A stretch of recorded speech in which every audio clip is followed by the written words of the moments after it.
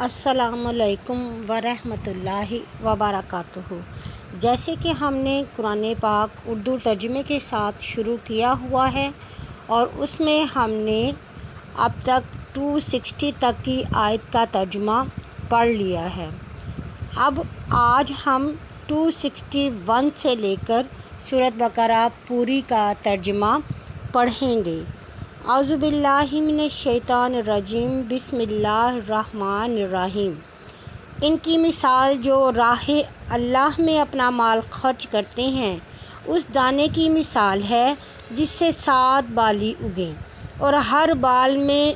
100 دانے ہوں، اور اللہ جس کے لیے چاہے بڑھاتا ہے اور اللہ کشائش والا ہے، سب جانتا۔ اور جو اللہ کی راہ میں اپنا مال خرچ کرتے ہیں پھر خرچ کرنے کے بعد نہ احسان جتاتے نہ ایذا دیتے ہیں،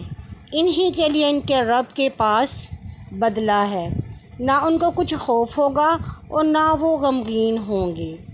بھلی بات کہنی اور درگزر کرنا اس صدقے سے بہتر ہے جس سے ایذا ہو، اور اللہ بے پرواہ بردبار ہے۔ مومنو، احسان جتا کر اور ایذا دے کر اپنی خیرات کو ضائع نہ کرو، جیسے وہ جو اپنا مال لوگوں کو دکھلانے کو خرچ کرتا ہے اور اللہ پر اور آخری دن پر ایمان نہیں رکھتا، سو اس کی مثال اس صاف پتھر کی مانند ہے جس پر کچھ مٹی پڑی ہے تو پھر اس پر موسلا دھار بارش برسے اور اس کو صاف کر کے چھوڑ دے، اپنی کمائی پر کچھ اختیار نہیں رکھتے، اور اللہ منکروں کو ہدایت نہیں کرتا۔ ان کی مثال جو اللہ کی خوشنودی حاصل کرنے اور اپنے دلوں کو ثابت کرنے کو اپنا مال خرچ کرتے ہیں ایسی ہے جیسے کسی بلندی پر ایک باغ ہو اور اس پر موسلا دھار میںہ برسا، پھر وہ اپنا پھل 2 چند لائے، اور اگر موسلا دھار میںہ نہ برسے تو اوس ہی کافی ہے، اور اللہ تمہارے کاموں کو خوب دیکھتا ہے۔ کیا تم میں سے کوئی چاہتا ہے کہ اس کے پاس کھجور اور انگور کا ایک باغ ہو جس کے نیچے نہریں بہتی ہوں اور وہاں اس کے لیے ہر طرح کا میوہ ہو، اور اس پر بڑھاپا آ جائے اور اس کی اولاد نہ تواں ہو، پھر اس باغ پر بگولا آ پڑے جس میں آگ ہو اور وہ اس باغ کو جلا دے؟ یوں اللہ تمہارے لیے آیتیں بیان کرتا ہے تاکہ تم فکر کرو۔ مومنو، اپنی کمائی کی اچھی چیزوں میں سے اس میں سے جو ہم نے تمہارے لیے زمین سے نکالا خرچ کرو، اور گندی چیز پر نیت نہ رکھو کہ اس میں سے خرچ کرنے لگو، حالانکہ تم خود اسے کبھی نہ لوگے مگر یہ کہ اس میں چشم پوشی کر جاؤ، اور جان لو کہ اللہ بے پرواہ خوبیوں والا ہے۔ شیطان تم سے تنگ دستی کا وعدہ کرتا ہے اور تمہیں بے حیائی کا حکم دیتا ہے، اور اللہ تمہیں اپنی طرف سے بخشش اور فضل کا وعدہ دیتا ہے، اور اللہ بہت کشائش والا اور سب کچھ جاننے والا ہے۔ جو چاہے سمجھ دیتا ہے، اور جسے سمجھ دی گئی اسے بڑی خوبی ملی، اور نصیحت صرف وہی قبول کرتے ہیں جو عقل مند ہیں۔ اور تم جو خیرات دیتے ہو یا نظر مانتے ہو اللہ اسے خوب جانتا ہے، اور ظالموں کا کوئی مددگار نہیں ہے۔ تم خیرات ظاہر کر کے دو تو کیا اچھی بات ہے، اور اگر تجھ سے چھپاؤ اور فقیروں کو دو تو وہ تمہارے لیے اور بھی بہتر ہے، اور اس میں تمہارے بعض گناہ دور کر دے گا، اور اللہ تمہارے کاموں سے واقف ہے۔ ان کی ہدایت تیرا ذمہ نہیں ہے، لیکن جس کو اللہ چاہتا ہے ہدایت کرتا ہے، اور جو کچھ مال تم خرچ کرو گے تم کو وہ پورا ملے گا اور تمہارا حق بالکل نہ رہے گا۔ خیرات ان محتاجوں کے لیے ہے جو اللہ کی راہ میں رکے پڑے ہیں، ملک میں چل پھر نہیں سکتے۔ بے خبر آدمی ان کی بے سوالی کے سبب ان کو غنی گمان کرتا ہے تو ان کو ان کے چہرے سے پہچانے گا۔ وہ آدمیوں سے لپٹ کر سوال نہیں کرتے، اور جو کچھ مال تم خرچ کرو گے اللہ کو خوب معلوم ہے۔ جو لوگ رات کو اور دن کو اپنے مال چھپے اور ظاہر کرتے ان کو ان کے رب کے پاس بدلہ ملے گا، اور انہیں کچھ خوف نہ ہوگا اور نہ وہ غمگین ہوں گے۔ سود خور آدمی قیامت کے دن اس طرح اٹھیں گے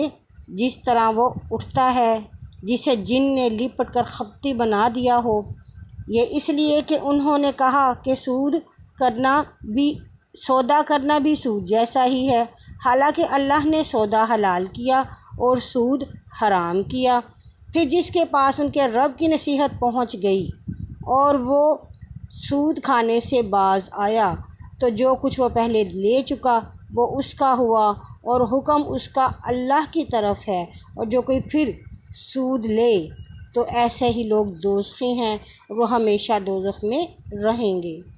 اللہ سود کو گھٹاتا اور خیرات کو بڑھاتا ہے، اور اللہ کسی ناشکر گناہ گار کو پسند نہیں کرتا۔ جو لوگ ایمان لائے اور نیک کام کیے اور نماز قائم کی اور زکوٰۃ دی، انہیں ان کے رب کے پاس بدلہ ملے گا، اور نہ ان کو کچھ خوف ہوگا اور نہ وہ غمگین ہوں گے۔ مومنو، اللہ سے ڈرو، اور جو سود کی رقم کسی کے پاس باقی ہے اسے چھوڑ دو اگر تم مومن ہو۔ اگر تم ایسا نہ کرو تو خبردار ہو جاؤ، یعنی تیار ہو جاؤ اللہ اور اس کے رسول سے لڑنے کو، اور اگر تم توبہ کرو تو تم کو تمہارے اصل مال ملیں گے، نہ تم پر کسی پر ظلم کرو اور نہ کوئی تم پر۔